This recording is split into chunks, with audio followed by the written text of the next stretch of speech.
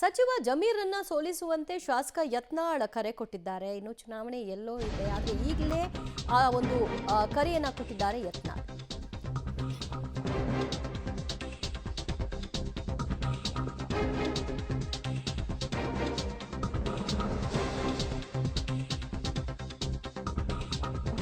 ಎರಡ್ 2028ಕ್ಕೆ ಚಾಮರಾಜಪೇಟೆಯಲ್ಲಿ ಮುಸ್ಲಿಂ ಅಭ್ಯರ್ಥಿಯನ್ನ ಸೋಲಿಸಿ 2028ಕ್ಕಾದ್ರೂ ಈದ್ಗಾ ಮೈದಾನದಲ್ಲಿ ಗಣೇಶೋತ್ಸವ ನಡೆಯುವಂತಾಗ್ಲಿ ಹೀಗಂತ ಚಾಮರಾಜಪೇಟೆ ಗಣೇಶೋತ್ಸವದಲ್ಲಿ ಶಾಸಕ ಯತ್ನಾಳ್ ಬಹಿರಂಗವಾಗಿ ಸಚಿವ ಜಮೀರನ್ನ ಸೋಲಿಸಿ ಅನ್ನುವಂತಹ ಕರೆಯನ್ನ ಕೊಟ್ಟಿದ್ದಾರೆ.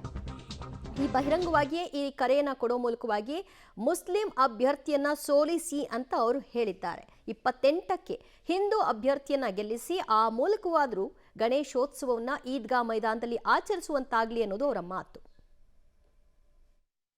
ಬಹಳ ಕಡೆ ನಮ್ಮ ಕಾರ್ಯಕರ್ತರು ಹಿಂದೂ ಕಾರ್ಯಕರ್ತರು ಗಣಪತಿ ಕೂರಿಸಬೇಕಾದ್ರೆ ಶಾಂತಿ ಸಭೆಗಳಾಗ್ತವೆ, ಅಲ್ಲಿ ನಿರ್ಣಯ ಆಗ್ತವೆ, ಇವೆಲ್ಲ ಕಾನೂನುಗಳೇನದಾವು ಇವೆಲ್ಲ ಹೋಗಬೇಕಾದ್ರೆ ಕರ್ನಾಟಕದಲ್ಲಿ ಮತ್ತೆ 2028ಕ್ಕೆ ಹಿಂದೂ ಪರವಾದಂತ ಸರ್ಕಾರ ಬರಬೇಕು, ಸಾವಿರ ಪರವಾದ ಸರ್ಕಾರ ಕಿತ್ತು ಹೋಗಬೇಕು.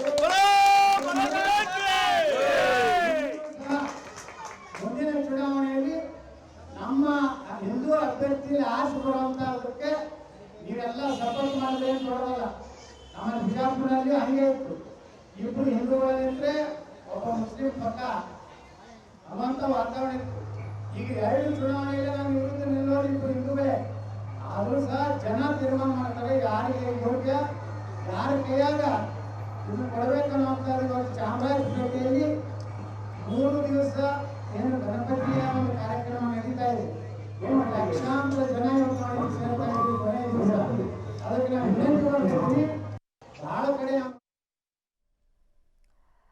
ಬಹಿರಂಗವಾಗಿಯೇ ಯತ್ನಾಳ್ ಅವರು ಜಮೀರ್ ಅವರನ್ನ ಸೋಲಿಸಿ ಮುಂದಿನ ಚುನಾವಣೆಯಲ್ಲಾದರೂ ಸೋಲಿಸುವ ಮೂಲಕವಾಗಿ ಹಿಂದೂ ಅಭ್ಯರ್ಥಿಯನ್ನ ಗೆಲ್ಲಿಸಿ ಆಗ್ಲಾದರೂ ಗಣೇಶೋತ್ಸವನ ಈದ್ಗಾ ಮೈದಾನದಲ್ಲಿ ಮಾಡಬಹುದು.